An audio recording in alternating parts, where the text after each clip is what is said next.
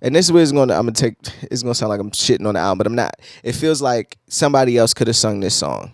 Like I've heard this song before, by like it's like it's an easy one. I feel like for pop music for this kind of record, and I never felt that way before with Adele.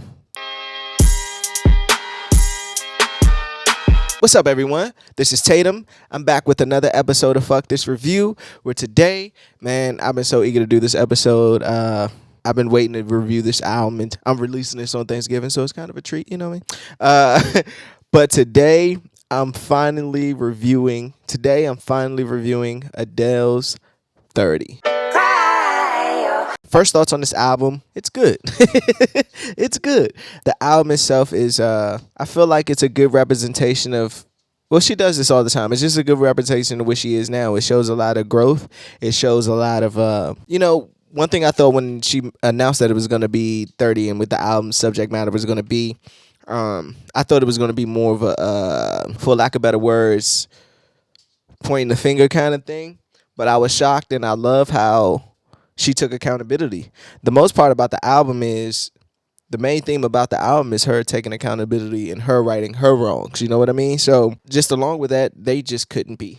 But they still had a beautiful child made through that situation. I thought that was underneath it all. I thought that was a great part of the album. The songs on here, they're okay. And I'll elaborate on that in the review. So with that being said, I'm not going to take up too much of your time. I'm going to talk about some of the things I loved about this album, talk about some of the things I didn't enjoy, and just give my overall take on the album. So let's get into it. Make sure you hit that like button. Make sure you hit that subscribe button. Follow me on all social media platforms at LifeAsTatum, and just join the community, man. First of all, let me just give a huge congratulations to Adele, because she sold 850,000 records in the first week. 500 plus of those were pure sales. Just vinyls. I think she has the highest selling vinyl of all time type thing. Like the numbers are just crazy. But I do think this: if Adele couldn't hit 1 million a week, no one we'll never see 1 million records sold, unless it's a whole new artist that's being cooked up where we don't know about yet. But it's gonna be hard for somebody. Her core fan base is just so, they just love her. like she's so appealing to a lot of different people, that it just works for her. She has a beautiful voice, and it's just beautiful. So I just had to get that out the way before I got into the actual music. So congrats to her for doing that. The album starts with Strangers by Nature. I love the way that she just started the album in such a, it puts you right where she is mentally, tapping into that lost love thing. She has a line on here where she mentions, like, on every anniversary I'll like reminisce on like what we once had, or type thing. I'll be taking flowers to the cemetery of my heart for all the lovers in the present and the dark. Every anniversary I'll pay respects and say I'm sorry, for they never stood a chance as if they could, when no one knows what it's like to be us. And it exists a lot in this time with social media and things. This is how I'm just interpreting it. Everybody looks at these relationships and they think it's great, and it's amazing, and they strive to be like that. Goals is a thing, but behind those walls is always something else. Like, behind those walls, we could be pure enemies. We could hate each other's guts. And I'm not saying she took it that far, but I'm just, the fact that she even said on every anniversary, I'll pay respect and say I'm sorry. Like, that's just so like gangster. It's like, and it is such a mellow record. It's just her piano, and that's what I love Adele most, with just her and a singular instrument. That's the Adele that gets me here. We go into Easy on Me, which is, I'm not gonna spend no time on that because we all know what that is. It's a great record. Okay, let me take that back. Pause. I think that record is sung so beautifully, but it's not a record that I'm like eager to listen to. It's not a record that if I hear it, and I appreciate its greatness from afar. It's like fine art. Like, I can't touch it. I don't really want to touch it, but I still appreciate its greatness from back here. My Little One, which is obviously a record dedicated to her son, and it's beautiful. I like, to be truthfully honest, the production on here. It's not even sort of. It's stripped down from one thing I did enjoy about this album, that was a different take from, I guess, her previous work, especially coming off 21, 25, is that the sound is, for the most part, it's stripped down. It's like these lo-fi drums kind of thing, and that has to be have to do with the producer Inflo, who does, from what I've seen, like records that I listened to, Cleo Soul album that came out this year, and I hear some of the similarities in production and song structures from that album. And I'll get to it in the song that I hear it in. But that's one thing I did enjoy about this album, that is like this, for the most part, it's kind of dark. Like it's really gloomy. Like that cover of hers with the green background, I think that fits this album perfectly. It's like this weird, calming, gloomy resurrection kind of thing. That was a lot, but she's showing accountability and telling this to her son. Like, even listen to the hook. I'm holding on barely. Mama's got a lot to learn. It's heavy. I'm holding on. Catch me. Mama's got a lot to learn. Teach me. It's crazy. That's probably one of my favorite songs on here. That song is just, whew. Cry Your Heart Out reminds me of it gets a little bit upbeat, but it's still like, my favorite joys is like the yin and yang. So on certain beats, on certain songs, I say like it's a happy, joyous kind of production, but the lyrics are very dark, or the beat is really dark, and with the lyrics and vocals are really high and bright. I love that contrast. So anyway, I'm rambling, but it reminded me of the album 19, just how just the way it sounded. It got me that feel of how I felt with early Adele work, where it was like still happy. like that first album where it was glimpse of like some pop happiness kind of thing. Cry your heart out, clean your face. When you're in doubt, go at your own pace. And her flow on it, the way she sings is, she said, when will I begin to feel like me again? Oh my gosh. I'm hanging by a thread. Like, my God. Cry Your Heart Out, Little One of my two favorite songs. I'll just say it early. I love the first half of this album really, really good. Then we get to Oh My God, right? And I have like this topsy-turvy relationship with the second half. Well, it's not even second half. We only at track 5, almost second half of the album, right? So I love Oh My God. Like, I love the production. I love how she sings in the verse. I love the attitude she has. I love the subject matter of the song. But I do not like that hook. I do not like that hook at all. I don't know.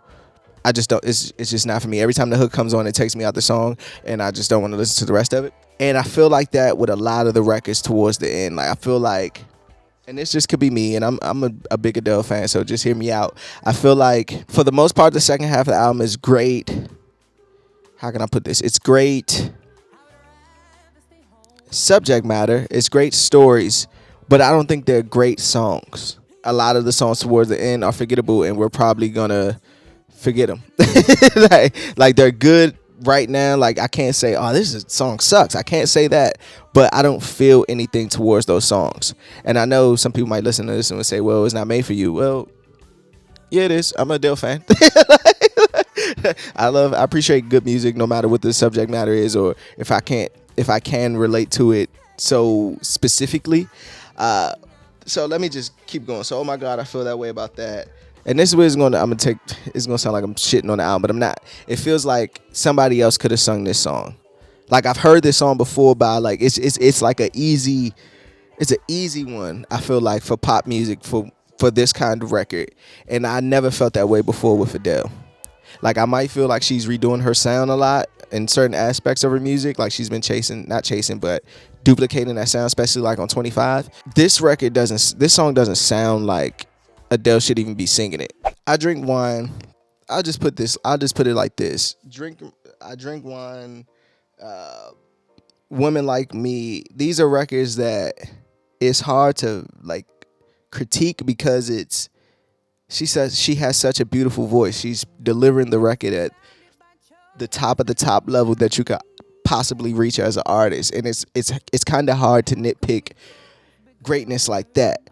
But I just don't feel like the song is like, you got to think, man, Adele's coming from 19, 21, some joints are 25, and it's like 21 has, and I hate to do this to the artist, but I'm doing it here. 21 was such a monumental album. It just sounded great. Everything about it, production, lyrics, everything about it was just sewn up story. But the songs were also just so good. And I don't feel like these songs are that good. I feel like they're forgettable. And that's just me. And I'm pretty sure I'm gonna be the only one who says this. And I'm fine with that. Because I still like Adele. All Night Parking, I feel like I would love that song if Jill Scott sung it. I'll keep what I want to say to myself about certain things I see, but I feel like the Nicki Minaj thing. Hold on. Hold on. I read that that was something that her friends used to say to her a lot when she was going through the shit that she was going through with her divorce.